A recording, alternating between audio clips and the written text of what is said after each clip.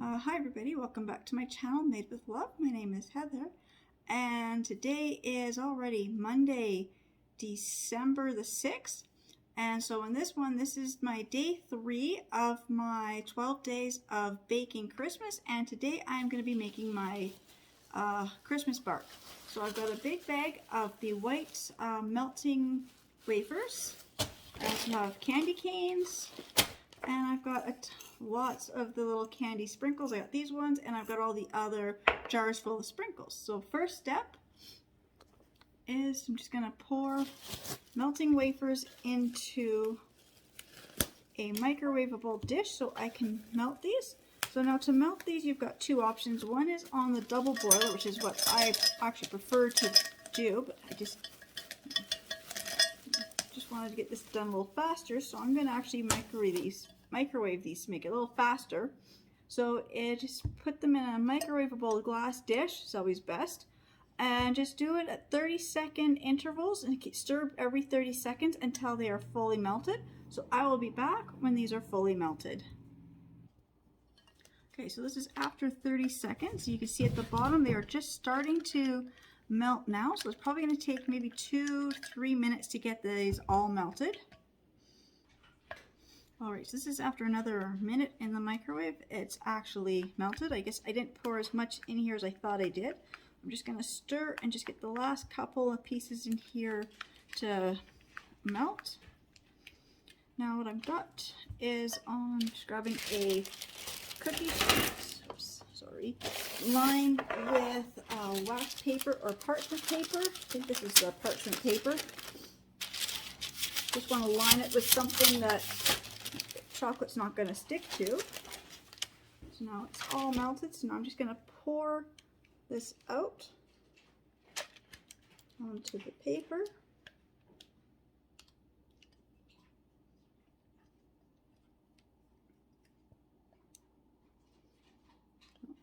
When I make my Christmas bark, I like the red and green melting wafers, but I was at the store and they seemed not to have those the other night, so all I got was the white ones.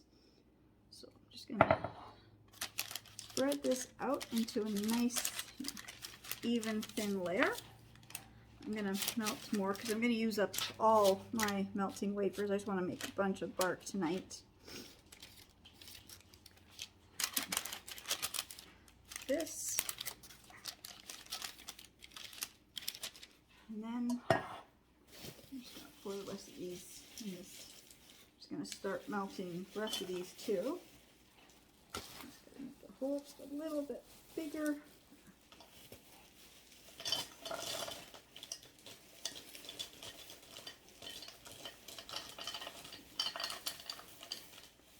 just really want to get all this Christmas baking done and out of the way, so I'm just going to.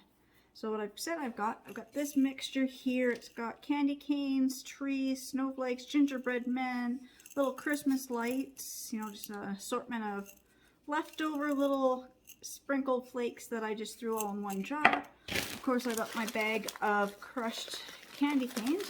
Some are more finely crushed than others. I'm not putting the candy cane ones on this bark tonight. I just want to stick with some of this glitter. So I got some red glitter because this is Christmas. I'm just going to sprinkle, because I really like the red and green bark, but like I said, I didn't have any. So I've got these ones here. It's got some gold and silver flakes in it. Just going to sprinkle that in here. Put this out.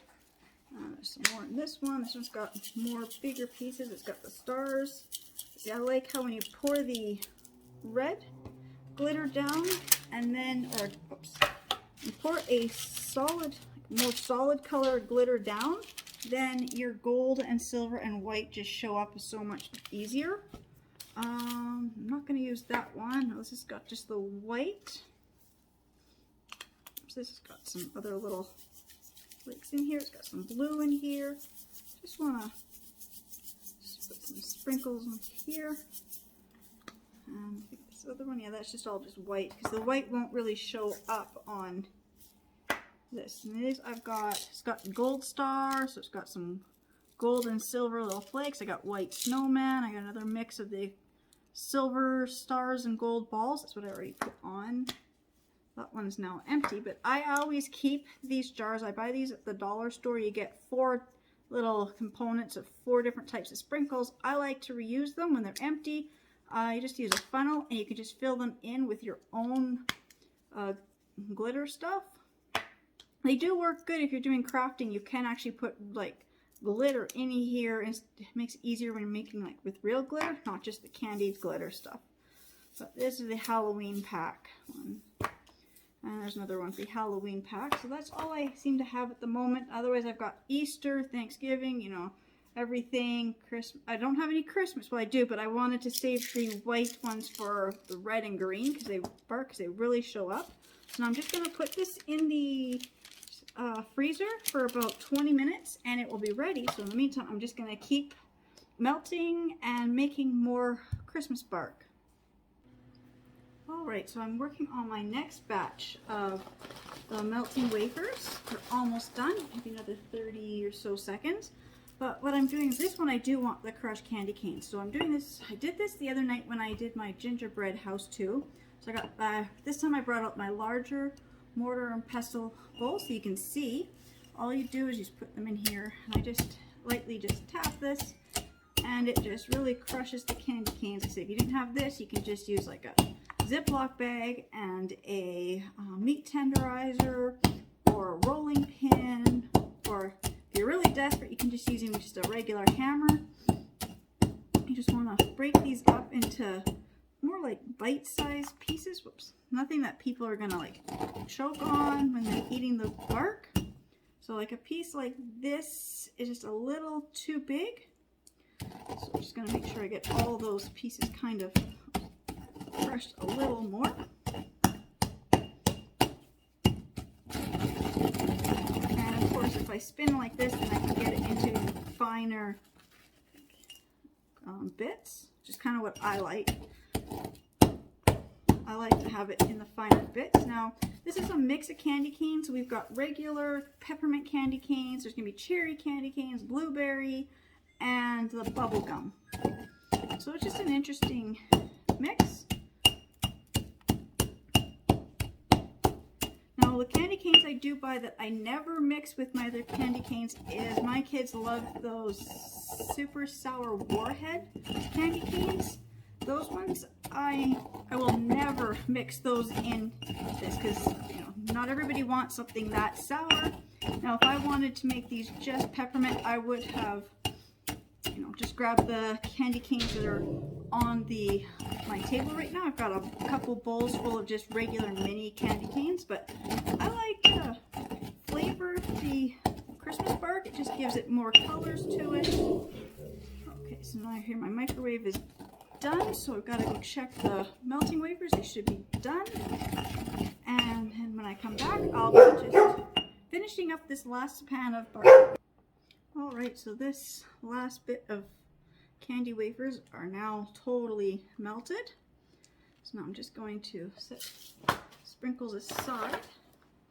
And bring this pan parchment paper. Now I'm reusing the parchment paper. I just used this the other day when I made my shortbread cookies, so I get one more use out of it, but I flipped it over, so I'm using the opposite side.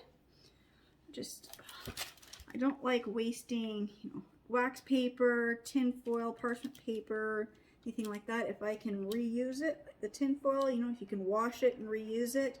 This is just Christmas baking, so if I can save the foil or parchment paper and use it for a couple different recipes, I actually feel good about that. Now, I probably can't reuse it now because now it's going to be covered in this chocolate, but I'll see. It just kind of depends on what I'm making next. Okay, so I'm just going to spread this out. This is going to be a bigger, thicker pan of the chocolate, which is what I wanted to do with the candy canes. I wanted it to be bigger and thicker, and I like it thinner when I'm just using the regular sprinkles. I really want to make red and green this year, like red and green Christmas bark. So I'm gonna have to go back and see if they have got the red and green in. If not, I'm just curious if the food coloring will work. I was reading about that, and it said not to use the regular food coloring, but I'm curious if the regular food coloring would work. So it said you should use the powder or gel-based food coloring. I don't use either of those. Don't have the money for those type of things. I find just even like $4 or something for the little mini packs of 4 little food colorings. It's kind of a lot sometimes. So if you can afford, you know, the other stuff, you know, go and buy it. But I try to just stick with the cheapest, easiest route. So I'm just gonna take the crushed candy canes. I'm just gonna sprinkle it on here. And then if I do find some of the pieces, yes, there are some pieces that are a little bit bigger than what I'd prefer. That's okay. My kids are older now, but I mean, if I was doing this for like little kids or like my day home kids, I would definitely crush it to more to like the finer powder. But I do like the bigger chunks of candy cane on there because, you know, kids really like to eat the candy cane. Some of these are probably okay, like if your kids are like 8 and over, these sizes of candy canes would probably be, you know, a good size. Okay, I'm just gonna finish with this because I got more candy cane in here than I thought I had crushed. I'm just gonna pour the rest out into my hand. Yeah, so this is a nice fine powder that I've got here. Just gonna coat all the chocolate, just dump the last little bit out of the bowl. And I'm just gonna put this in my freezer. I said probably 40 minutes for this size of thickness. Maybe less, maybe more, but about 40 minutes in the freezer should harden this really fast. So when my bark is all completely hard and ready for the next thing, then I will be back. Okay, okay, welcome back. Now I had said 40 minutes in the freezer. I meant about 40 minutes in the fridge, about 10 minutes in the freezer. So I put mine in the freezer for 20 minutes in the freezer. I also had them in the fridge too for about half an hour. Just kind of lost track of time here, but so my favorite way to break this, if I can get my camera to go down just a little further, to break the bark is just simply, oops, it didn't quite work. I've got this padding here, so it didn't crack, but it did. Just kind of like to drop it, but there is the Christmas bark with these sprinkles in it. And then, so that's just a little bit thinner one. And this is the thicker bark that has the candy cane chunks in it. So again, so you just lift it up, and I'm just gonna let it fall on the tray. You can see, you know, it's a much thicker. And you can see like all the candy canes kind of like went through and how far down they went. I'm just gonna keep breaking this into pieces. And any of the candy cane pieces that have fallen off of here that didn't like get pushed into the bark, I'm just gonna put them in a dish, and I'm just gonna sprinkle them, you know, on another something else I make, so the little candy pieces don't go to waste. I think I had more candy cane pieces crushed than I actually needed for the amount of chocolate I was using. But I'm just gonna grab this piece here, and I'm gonna grab a piece here, so you can see if you have it thicker versus spread out much thinner. It's kind of like what your preference is on thickness.